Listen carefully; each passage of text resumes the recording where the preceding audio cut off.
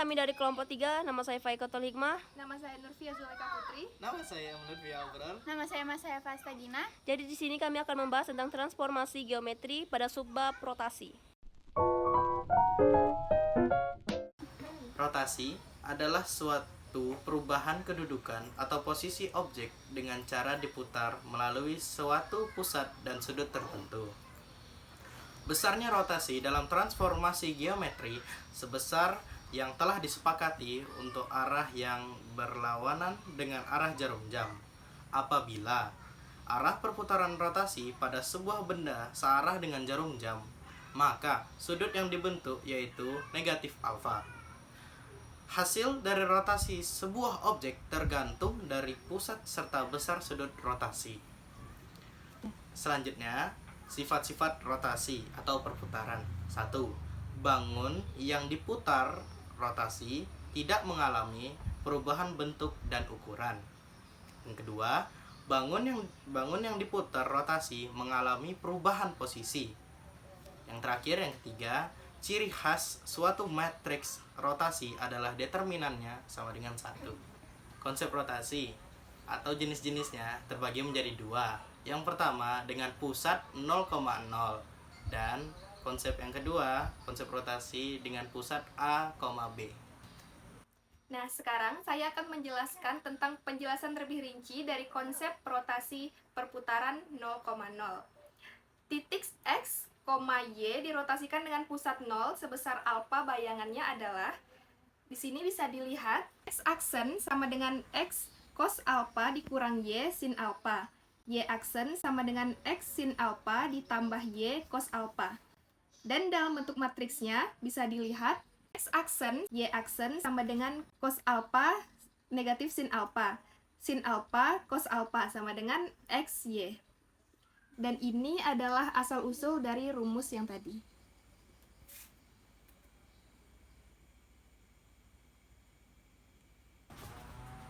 Ini adalah rumus dari rotasi dengan pusat 0,0.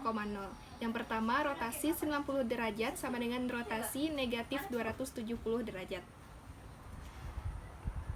Rotasi 90 derajat terletak di arah yang berlawanan. 90 derajat sama dengan jadi 360 dikurang 90 sama dengan 270 derajat. Karena 270 derajat terletak di arah yang terletak di arah searah, jadi kita tambahkan negatif. Yang kedua, rotasi 180 derajat sama dengan rotasi negatif 180 derajat. 180 derajat terletak di arah yang berlawanan, jadi bernilaikan positif. Sedangkan negatif 180 derajat terletak di arah yang searah. Jadi 360 dikurang 180 sama dengan 180, karena terletak di yang searah jadi kita tambahkan negatif. Yang ketiga, rotasi 270 derajat sama dengan rotasi negatif 90 derajat. 270 derajat terletak di arah yang berlawanan, jadi nilainya adalah positif. Dan 360 dikurang 270 sama dengan 90, karena terletak di daerah yang searah, jadi kita tambahkan negatif, jadi negatif 90 derajat.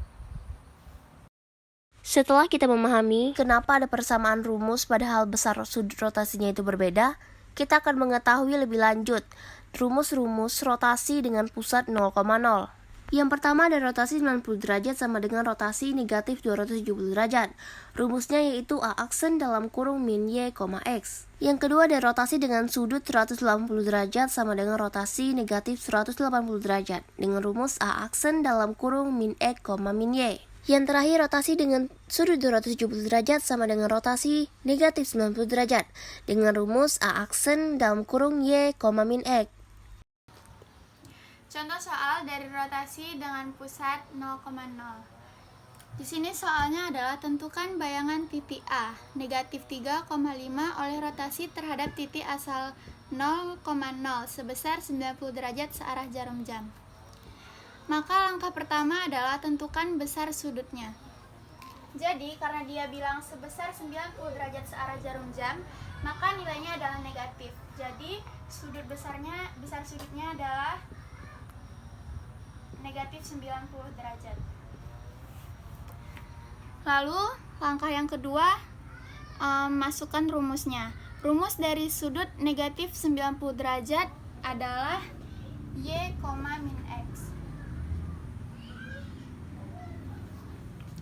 Setelah itu, X-nya adalah minus 3 dan Y-nya adalah 5.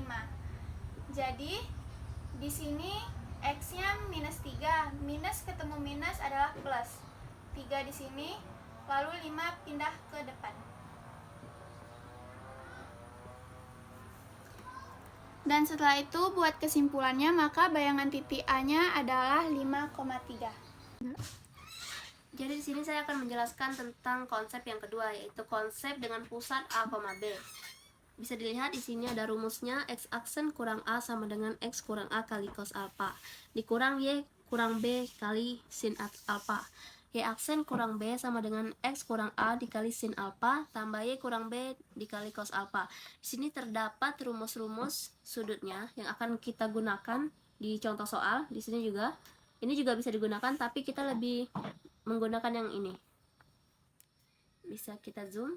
Di sini sebenarnya sama, cuman peletakannya beda. Di sini digabung, terus di yang kedua dipisah, yang ketiga dipindahkan yang ke belakang. Jadi dari yang minus dipindah ruas menjadi plus.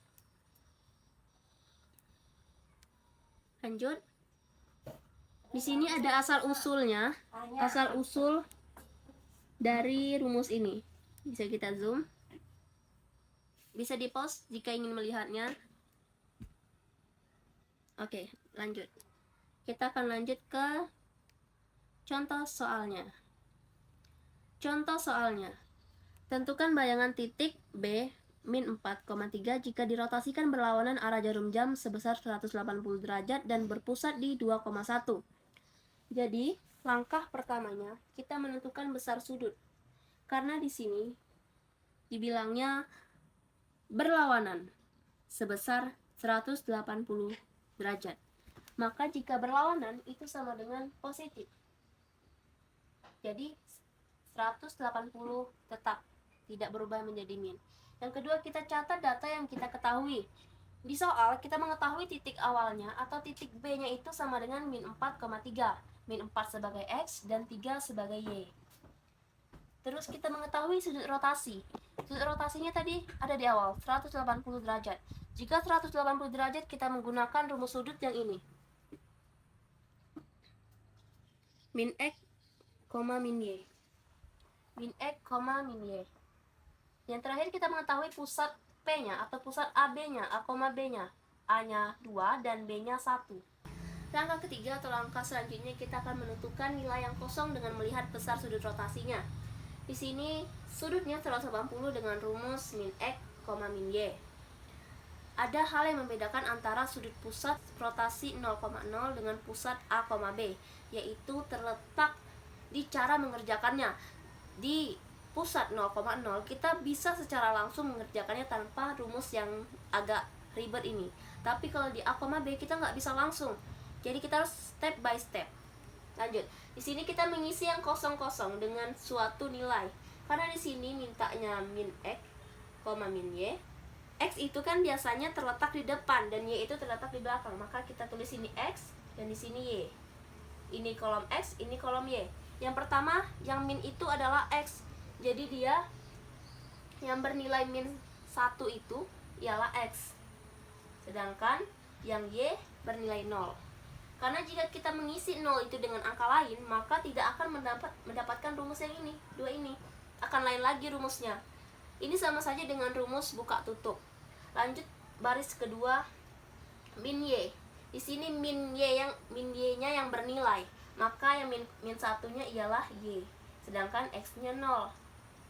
Langkah selanjutnya, langkah keempat, masukkan rumus tadi, isi sesuai data yang ada, dan kita hitung hasilnya.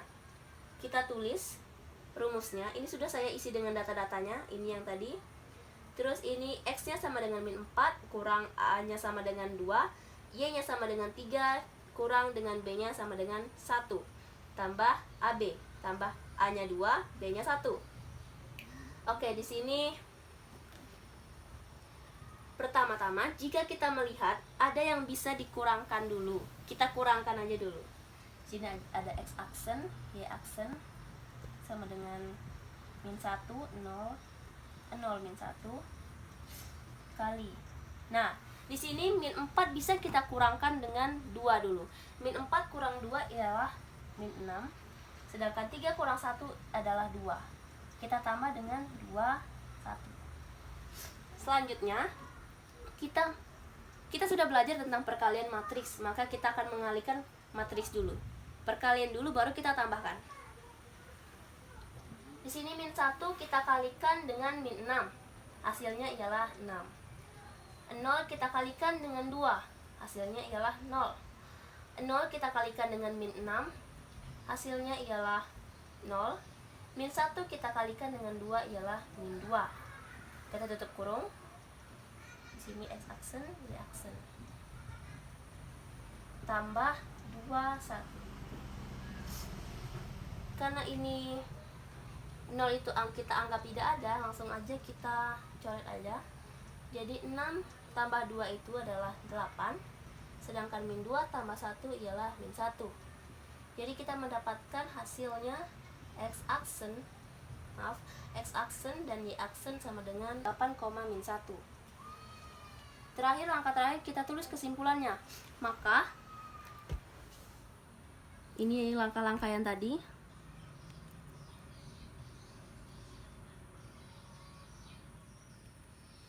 Langkah terakhir, ini yang langkah yang saya masukkan tadi. Maka bayangan titik B atau B aksennya adalah 8, min 1.